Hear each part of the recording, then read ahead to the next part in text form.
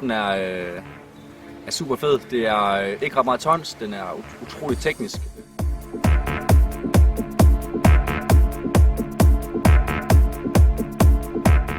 Det er fede single tracks og utrolig udfordrende nedkørsler, meget udfordrende opkørsler sådan set også. Der skal nok blive kamp på dem, og det bliver ret hurtig udskillelse i feltet.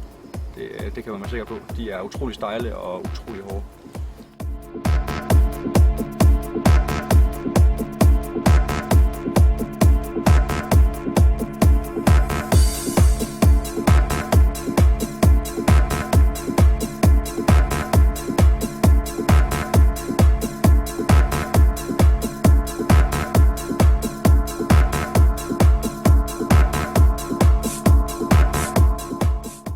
Sammenlignet med Bundesligaen, der er den væsentligt mere udfordrende, synes jeg personligt. Og i forhold til World Cups'en er den er ikke helt på niveau med World Cups'en, men det nærmest et niveau, der kunne være en World Cup potentielt.